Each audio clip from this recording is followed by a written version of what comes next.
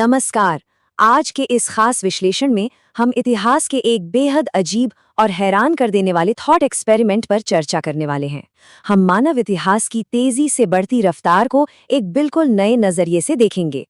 सच कहूं तो ये एक ऐसी कहानी है जो दो बिल्कुल अलग युगों को आपस में जोड़ती है, कुछ इस तरह जैसा हमने शायद कभी सोचा भी नहीं होगा। आज की इस चर्चा के 5 मुख्य पड़ाव होंगे। पहला, द हिस्टोरिकल विंडो। दूसरा, इन्वेंटिंग द फर्स्ट फैक्स। तीसरा, the fall of the samurai. चौथा, वाई फैक्सेस सर्वाइव्ड। और आखिर में, ट्रेडिशन मीट्स मॉडर्निटी। तो चलिए सीधे उस अजीबोगरीब सवाल पर आते हैं जिसने इस पूरी चर्चा को जन्म दिया।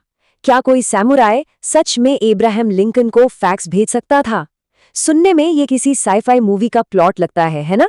लेकिन ये एक ऐसा सवाल है जो इतिहास के बारे में हमारी समझ को पूरी तरह हिला देता है और ये दिखाता है कि पास्ट में आखिर क्या-क्या संभव था।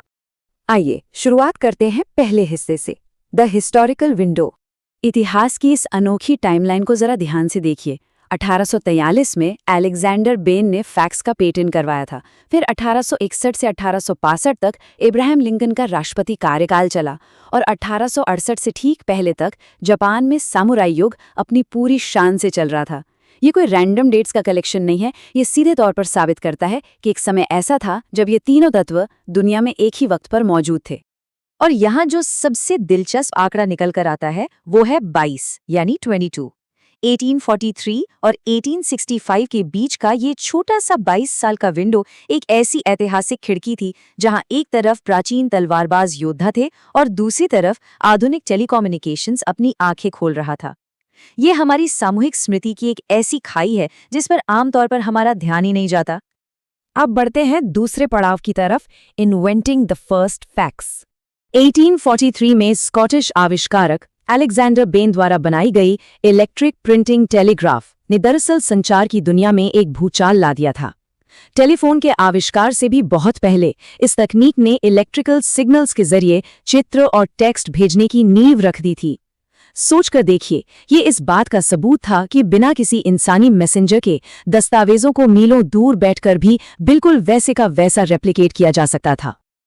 लेकिन ये काम कैसे करता था? जरा अपने दिमाग में एक छवि बनाइए। एक मैकेनिकल पेंडुलम मेटल फॉइल पर घूम रहा है।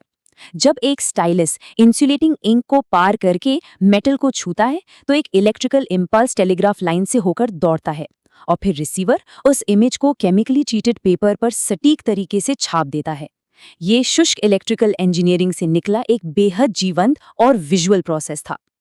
और इस तथ्य पर तो शायद आपको यकीन ही ना हो, 1865 में ठीक उसी साल जब प्रेसिडेंट लिंकन की हत्या हुई थी, पेरिस और लियोन के बीच पहली कमर्शियल टेलीफैक्स सर्विस शुरू हो चुकी थी। मतलब तब तक यूरोप में फैक्स भेजने का एक विशाल और एक्टिव नेटवर्क पहले से ही काम कर रहा था। अब चलिए दुनिया के दूसरे कोने में चलते हैं। तीसरा भाग, the fall of the samurai. एक ऐसी दुनिया का तस्वुर कीजिए जहां एक तरफ बुशीदों के प्राचीन नियम हैं, टोकुगावा शोगुनेट का राज है और हाथ में कटाना तलवार लिए योद्धा खड़े हैं, और ठीक उनके सामने भारी भरकम रेलगाड़ियां, टेलीकम्युनिकेशंस और आधुनिकता खड़ी है। 1853 में जब यूएस कोमोडोर मैथ्यू पेरी के विशाल काले जहाज जापान के तट पर पहुंचे तो उन्होंने इस 10th सेंचुरी की योद्धा श्रेणी को पश्चिमी आधुनिकता के साथ सीधे टकराव में ला खड़ा किया। एक जबरदस्त कल्चर क्लैश। यहाँ 1868 का साल बेहद अहम हो जाता है। मेजी रेस्टोरेशन ने सारी सत्ता वापस सम्राट के हाथों में केंद्रित कर दी और सदियों पुराने समुराई वर्ग को भंग कर दिया। आंतरिक संघर्षों ने तेजी से आधुनिक बदलावों को जन्म दिया, जिसने इन आखिरी समुराई योद्धाओं को एक ऐसे अजीब ट्रांजिशन फेज में ला खड़ा किया जहां सदियों पुरानी परंपरा और बिल्कुल नई तकनीक दोनों एक ही दुनिया का हिस्सा थे। तो चलिए अब आते हैं अपने चौथे भाग पर, वाई फैक्सेस सर्वाइव्ड। एक बड़ा सवाल ये उठता है कि इंटरनेट और ईमेल की इतनी बड़ी क्रांति के बाद भी जापान फैक्स मशीन पर इतना निर्भर क्यों रहा? दरअसल इसके पीछे गहरी संस्थागत और सांस्कृतिक चुनौतियां थीं। भाषा की जटिलता से लेकर विजुअल ऑथेंटिसिटी की मांग और एनालॉग सिक्योरिटी पर उनका अटूट भरोसा, इन सबका एकमात्र समाधान उस वक्त सिर्फ फैक्स के पास था। आइए सबसे पहले भाषा की चुनौती को समझते हैं।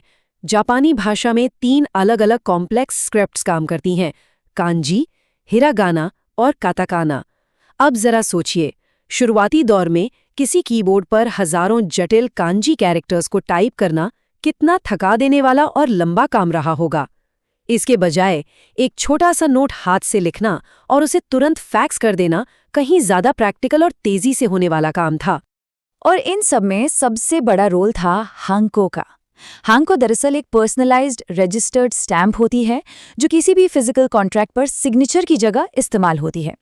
इन फिजिकल सील्स, हाथ से बने डायग्राम्स और हाथ से लिखे नोट्स की जो एग्जैक्ट विजुअल ऑथेंटिसिटी होती है ना, उसे बरकरार रखने के लिए फैक्स मशीन बिल्कुल परफेक्ट थी। ये एक ऐसी चीज थी जो शुरुआती डिजिटल ईमेल्स के बस की बात नहीं थी। आखिर में हम आते हैं अपने 5वें और आखिरी भाग पर, ट्रेडिशन मीट्स मॉडर्निटी। कार्यालयों की प्रशासनिक जाड़ता यानी ब्यूरोक्रेटिक इनर्शिया और पुराने तौर तरीकों ने इस डिजिटलाइजेशन को सच में काफी धीमा कर दिया। हालत तो ऐसे थे कि कुछ सरकारी और कॉरपोरेट ऑफिसेज में नई लेआउट सबमिशंस के लिए 3.5 इंच की फ्लॉपी डिस्क्स तक का इस्तेमाल हाल ही के सालों तक अनिवार्य था।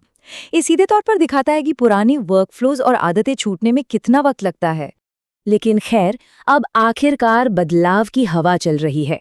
जापान अब बहुत सक्रिय रूप से अपने पुराने नियमों को बदल रहा है ताकि पूरी तरह से ऑनलाइन सिस्टम्स की ओर शिफ्ट हो सके। दुनिया भर की प्रतिस्पर्धा और इफिशिएंसी बढ़ाने के आर्थिक दबाव ने इस अनिच्छुक लेकिन जरूरी बदलाव को अनिवार्य बना दिया है।